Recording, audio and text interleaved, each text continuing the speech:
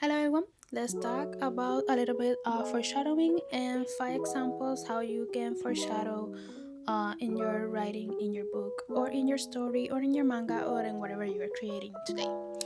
So this is gonna be a really short video. I like the foreshadow a lot in my books. I think that's really interesting, and that lets people guessing about what is going to happen.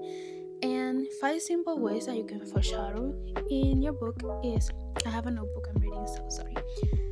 It can be so simple as a photo on the wall that has the protagonist and it said twins on the photo. I saw this in a show.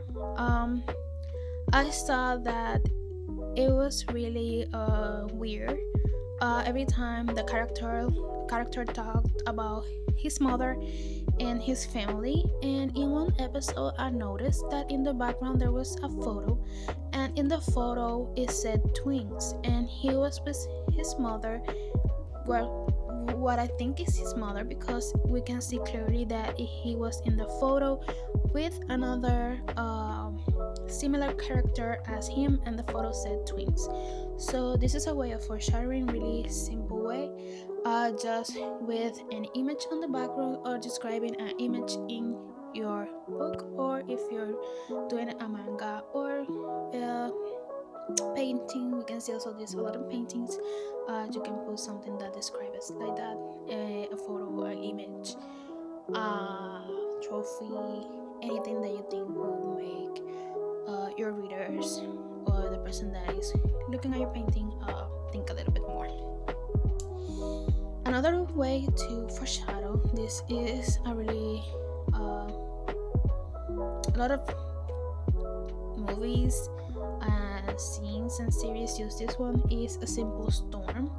A storm in the background is always symbolize nothing good, or something, basically something bad is going to happen, or a sentiment is going to happen, heartbroken, somebody can die. A storm usually is not good news, or any type of rain also is not good news. That's also a way of foreshadowing. Another example of foreshadowing is in anime. Usually when we see a spider lily, usually means death or bloodshed. I don't know if you've seen in anime scenes that the spider lily suddenly appears on the image on the screen, and then you see bloodshed or you see a death. I usually saw this a lot in the anime of Inuyasha. Is really pronounced the spider lily every time somebody gets hurt. Another one is dreams. Dreams are a classic omen or premonitions. Visions, like in Wednesday. Wednesday is a really series that we can see a lot of dreams and premonitions, and we can see that this helps the character have an idea of what is going to happen, or it gives you the idea that something's going to happen, and you can basically imagine what is the next conflict that you're going to see in the series. Also, I use it in my book. My character has a dream, and it gives you an example that what you're going to face in the next chapter. That usually is also a good way of foreshadowing. And this is the most obvious way of foreshadowing. We have a character beating their cheeks. Basically, this is a behavior of the character feeling anxious. A character is anxious probably has trauma or a trigger event. So if you have a scene that a character is biting their nails because something anxious happened or someone mentions something, then you have to analyze that probably he has a trauma or something, bad memories, or something happens that it triggers the nail biting, cheek biting, or whatever anxious behavior. Another anxious behavior that I use in one of my characters is they're scratching their head.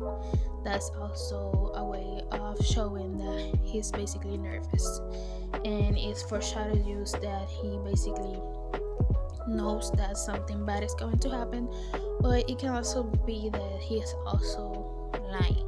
A lot of people, when they lie, they have a tweak in a sense, like scratching their face, tweaking of their twitching of their eyes, or anything like that. So yeah, these are 5 examples of foreshadowing that you can use in your art, in your manga, in your writing, in whatever art that you're producing. And I hope it helps you with the foreshadowing. And if you have another way of foreshadowing in your books or in your any way of art, please leave me a comment. I want to know. And I will be, oh, remember to subscribe, give us a thumbs up if you want more videos like this. And yeah, we'll be seeing you in the next video.